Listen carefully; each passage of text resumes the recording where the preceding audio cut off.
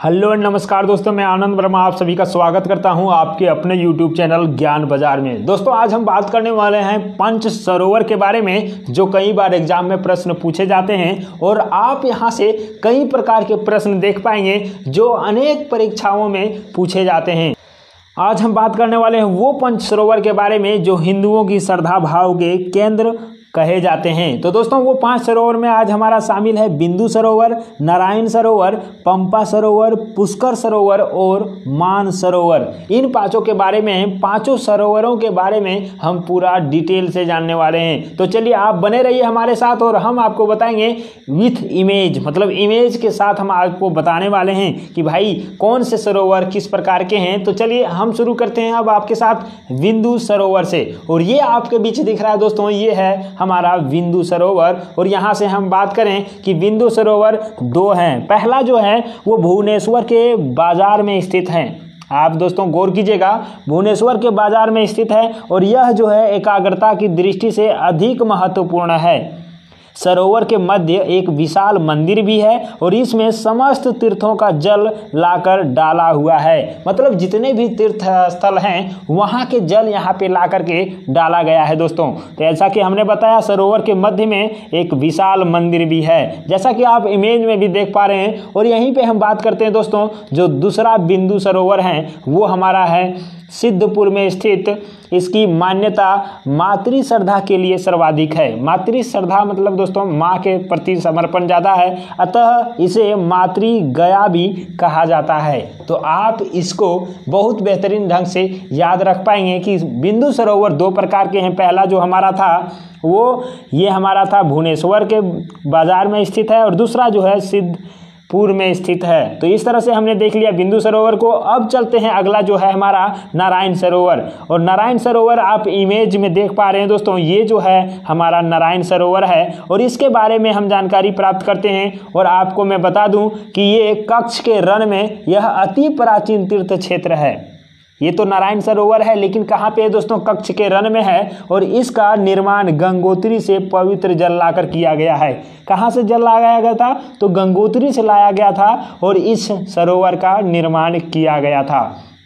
यहीं पे दोस्तों कार्तिक पूर्णिमा पर यहाँ एक बड़ा मेला लगता है और सरोवर के पास गोवर्धन नाथ, आदि नारायण तथा काटेश्वर महादेव की मंदिर हैं। अब हम बात करते हैं दोस्तों पंपा सरोवर के बारे में।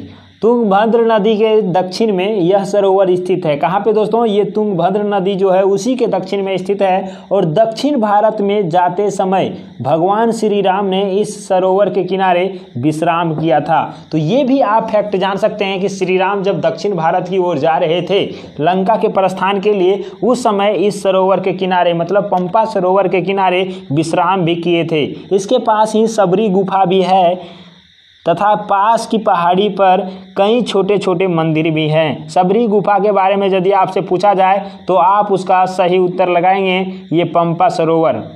दोस्तों यदि सबरी गुफा के बारे में पूछा जाए तो आप इसका सही उत्तर लगाएंगे पंपा सरोवर। और इसी तरह से हम आगे बढ़ते हैं और अगला जो हमारा है वो है हमारा पुष्कर झील।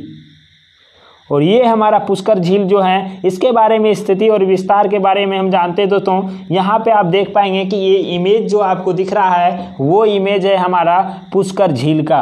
और जिससे हम ये देखते हैं कि कहाँ स्थित है, तो राजस्थान में स्थित पुष्कर झील सबसे अधिक पवित्र मानी जाती है।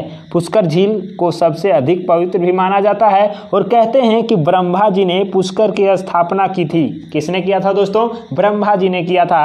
अतः सरोवर के निकट ब्रह्मा जी का विशाल भव्य मंदिर भी है। भाई साहब जब ब्रह्मा जी ने पुष्कर की स्थापना किया था, इस झील का निर्माण करवाए थे, तो उनका भी भव्य मूर्ति मतलब भव्य मंदिर इनके किनारे बसा हुआ है। यहाँ लगभग 400 मंदिर हैं। ये भी आप याद रख सकते हैं 400 मंदिर हैं और इसलिए पुष्कर को मंदिरों की नगरी कहा जाता है। तो ये कि इंपॉर्टेंट आपका क्वेश्चन यहाँ से बन गया कि पुष्कर को क्या कहा जाता है? तो मंदिरों की नगरी भी कहा जाता है दोस्तों। और यहाँ पर ब्रह्मा जी के मंदिर के अतिरिक्त बद्री नारायण मंदिर और बाराह मंदिर, कपालेश्वर महादेव मंदिर और श्री रंग मंदिर आदि प्रमुख हैं। कहाँ पे हैं दोस्तों ये सारे मंदिर? तो पुष्कर झील के किनारे हैं। जैसा कि 400 मंदिरों में से ये सब मंदिर प्रमुख मंदिर कहे जाते हैं। वहीं पे अंतिम हम बात करेंगे दोस्तों, और वो है हमारा मानसरोवर। और जैसा कि आप इमेज में देख पा रहे होंगे, ये हमारा इमेज जो है वो मानसरोवर का इमेज है दोस्तों। और मानसरोवर के बारे में हम बात करते हैं कि ये कहाँ स्थित है, तो आपको जान करके बहुत ही अच्छा लगेगा कि यह तिब्बत के शीतल पठार में स्थित है। कहाँ पे है दोस्तों? तिब्बत, है ना, भारत के उत्तर में तिब्बत है और वहाँ पे उसके शीतल पठार पर स्थित है। और इसका जल अत्यंत स्वच्छ होता है, बहुत साफ सुथरा होता है, स्वच्छ होता है दोस्तों। इसका आकार देखेंगे तो अंडाकार है, जैसे आप यहाँ पे देख पाएंगे। ये जो दिख रहा है सेकेंड इमेज में, और ये जो हमारा है दोस्तों, ये अंडाकार दिख रहा होगा आपको। और यही हमारा है कि क्या है ये, तो ये ही हमारा है मानसरोवर झील। और यहीं से दोस्तों बात करते हैं कि सरयू और ब्रह्मपुत्र का उद्गम स्थल मानसरोवर को ही माना जाता है। मतलब यही झील से ही क्या होता है, मानसरोवर से ही क्या कौन कौन से नदी, तो सरयू और ब्रह्मपुत्र नदी का उद्गम भी माना जाता है। और पास ही में गौरी कुंड भी है, इसी के बगल में दोस्तों गौरी कुंड भी है। कहते हैं कि सती की दाहिनी हथेली जो है यहीं पे गिरी थी। किनका दोस्तों? सती अनुसुईया, आप सुने होंगे, उनका जो दाहिना हथेली था वो यहीं पे गिरा हुआ था, ऐसा कहा जाता है। अतः इसकी मान्यता शक्तिपीठ के रूप में भी है। मतलब मानसरोवर को शक्तिपीठ के भी रूप में माना जाता है। और इस प्रकार से हमने